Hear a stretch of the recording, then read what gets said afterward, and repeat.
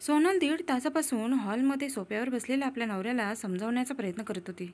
तेव्हा सोनलच्या डोळ्यात अश्रूच्या धारा वाहत होत्या. ती आपल्या नवऱ्याला म्हणत होती की माझ्याकडून एवढी मोठीच पण चूक झालेली नाही की तुम्ही असे बोला धरून बसला आहात. चला ना बेडरूममध्ये, मला एकटीला झोप येत नाही. मला खूप घाबरल्यासारखं होत आहे. सोनल जेवढी रडत होती तेवढंच आशिष तिची मज्जा घेत होता. आशिषचे म्हणणे होते की बायका आपल्या देहसुखासाठी काही पण सहन करतात. इकडे सोनलचा सांभाळ तिच्या आजीने केला होता. लहानपणापासूनच प्रेम काय असते तिला माहीत नव्हते. लग्नाची सुरुवातीच्या काळात आशिष सोनलवर खूप प्रेम करायचा आणि तेव्हापासून सोनल आपल्या नवऱ्याला आपले जग समजायला लागली होती. जेव्हा आशिषला समजले की सोनल त्याच्याशिवाय 1 मिनिट देखील राहू शकत नाही, त्याला वाटत होते की सोनल पूर्णपणे आपल्यावरच अवलंबून आहे आणि ती त्याच्या इशाऱ्यावर नाचणारी एक न बोलणारी बावली होती. त्याला हे पण माहीत होतं की माहेरी सोनलची साथ देणारं असं कोणीच नाही. त्यामुळे दिवसेंदिवस त्याच्या वागण्यात बदल होऊ लागला. तो स्वतःला तिचा मालक आणि तिला गुलाम समजू लागला. तो कधी पण तिच्यावर हात उचलायचा आणि बेडरूममध्ये मनमानी करायचा. तिला तोंडाला येईल ते बोलायचा. सोनलला हे रोजच झालं होतं. तिच्या नवऱ्याला तिची कमजोरी माहीत होती. तो तिची जिरवण्यासाठी छोट्या छोट्या गोष्टीवरून नाराज होऊन हॉलमध्ये जाऊन झोपायचा. सोनल हाताबाया पडून आपल्या नवऱ्याची समजूत काढायची, जसं काही ती त्याची गुलाम होती. नंतर तो तिला उठून बेडरूममध्ये घेऊन जायचा आणि नेहमीच तिच्यावर अत्याचार करायचा. सोनलला वाटत होतं की ती मध्ये कर्तव्य निभावून आपल्या नवऱ्याच्या हृदयात जागा मिळवेल, त्याचे प्रेम मिळवेल. या उलट आशिषला वाटत होते की शरीर सुखासाठी माझ्या पुढे पुढे करते. रोज असंच घडत होतं आणि सोनल यालाच आपलं नशीब समजून आपल्या दुःखाचे अश्रू गाळत होती. आपला पत्नीधर्म निभावण्याचा प्रयत्न करत होती. माहेरीसुद्धा तिचे सुख दुःख वाटून घ्यायला कोणीच नव्हते. फक्त घराजवळ राहणारी नेहावहिनी तिचं सर्व सुखदुःख समजावून घेत होती. सोनलने आजपर्यंत कोणाला काहीच सांगितलं नव्हतं की तिचा नवरा तिच्यावर हात उचलतो. तेव्हा नेहा तिच्या चेहऱ्यावर मारल्याची वळ बघते आणि सोनल त्याबाबत विचारते. तेव्हा ती भिंतीला टक्कर झाल्याचे कारण सांगून वेळ निभावून नेते. पण नेहा काही लहान मुलगी नव्हती. तिला पण चांगलंच माहिती होतं की हे निशाण कसले आहेत. एकदा असं 2 दिवसापासून पडत होतं तर आशिषचा आकाशी रंगाचा शर्ट सुकला नाही. जेव्हा आशिष कामावर जायला तयार होऊ लागला तेव्हा तो आपला आकाशी शर्ट शोधू लागला. तेव्हा सोनल दबक्या आवाजात म्हणाली, तुमचा शर्ट अजून सुकलेला नाही. या गोष्टीचा आशिषला खूप मोठा राग आला. त्याने सोनलचे केस धरून डोकं भिंतीला आपटलं आणि रागाने लाल होऊन म्हणाला, तू दिवसभर घरी बसून काय करतेस ग? तुझ्याच्याने घरातील छोटी मोठी कामे पण होत नाहीत. असं वाटतं इथे तू फुकटचे खायला आली आहेस. एकतर बाणकुळासारखी माझ्या जीवावर जगतेस, हे काम काय कोणी शेजारची बाई करायला येणार आहे का? हे ऐकून सोनल हुंदके देऊन रडायला लागली. तिचे डोके रक्ताने माखले होते. आशिष तर तिच्यावर रागात ओरडून तिला मारून कामावर निघून गेला. जेव्हा सोनलने आरशात पाहिले तेव्हा तिच्या कपाळावर एका बाजूला खूप रक्त लागले होते, तर दुसऱ्या बाजूला लिंबाच्या आकारा एवढा टेंगूळ आला होता. तिने औषध लावले आणि बेडरूममध्ये जाऊन जोरजोरात रडू लागली. तेवढ्यात कुणीतरी दारावरची बेल वाजवली. त्या आवाजाने सोनल एकदम दचकली. तिने पटकन हात तोंड धुवून दरवाजा उघडला तर समोर नेहा उभी होती. सोनलच्या चेहऱ्याकडे बघूनच तिला सर्व कळून चुकलं होतं. नेहाने विचारले, सोनल हे तुझ्या डोक्याला काय झाले आहे? तेव्हा सोनल नजर लपवत म्हणाली, वहिनी ते पायऱ्यांवरून सटकले तर डोकं डायरेक्ट भिंतीवर आपटलं. तेव्हा नेहा म्हणाली, मी तुझ्यासाठी गुलाबजामुन घेऊन आली आहे. सकाळी पप्पूने गुलाबजामुन साठी हट्ट केला होता. मी विचार केला की 2-4 तुला पण द्यावीत. सोनल चेहऱ्यावर खोटं हसू आणत म्हणाली, वहिनी आत या ना हो, बसून बोलूया. नेहा सोनलसोबत हॉलमध्ये आली आणि सोफ्यावर बसून सोनलकडे बघत तिला म्हणाली, सोनल एक गोष्ट विचारू? जशी तुला जखम होते तशी तुझ्या नवऱ्याला पण होते का? तिचा हा प्रश्न ऐकून सोनल दचकली आणि म्हणाली, नाही वहिनी, त्यांना कशी काय जखम होईल? तेव्हा नेहा मिश्किलपणे हसून म्हणाली, माहीत आहे, अशा जखमा फक्त बायकांनाच होतात, कारण आपल्याला ह्या जखमा सहन करायची सवय झालेली असते. आपल्याला असं वाटतं की हे दुःख सहन करणंच आपलं नशीब आहे. पण तसं स्त्रीला सहनशक्तीची मूर्ती म्हटले जाते. म्हणूनच ह्या जखमा आणि दुःख आपल्याच वाट्याला येतात. ज्या दिवशी तुझ्या नवऱ्याला पण या दुःखाचा अनुभव येईल त्या दिवसानंतर कधीच हे दुःख तुझ्या वाट्याला येणार नाही.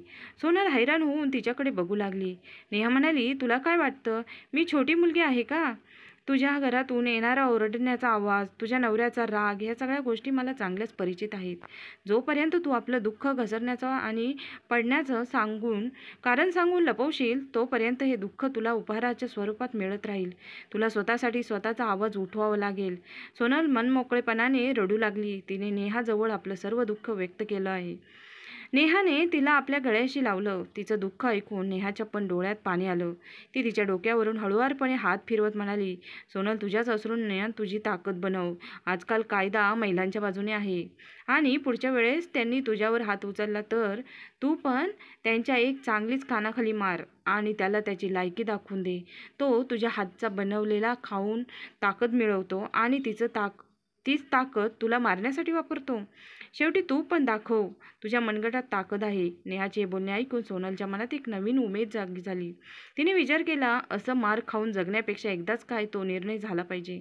आता सोनल त्याला धडा शिकवण्यासाठी कंबर कसून तयार झाली होती. तिने दुपारी तिच्या आवडीचे जेवण बनवले आणि पोटभर जेवली. नंतर आरामशीर बेडवर जाऊन झोपली. संध्याकाळी आशिष जेव्हा कामावरून घरी आला तेव्हा त्याने गपचूप आपली सर्व कामे आटोपली. परंतु आशिष भांडण्यासाठी काहीतरी निमित्त शोधत होता.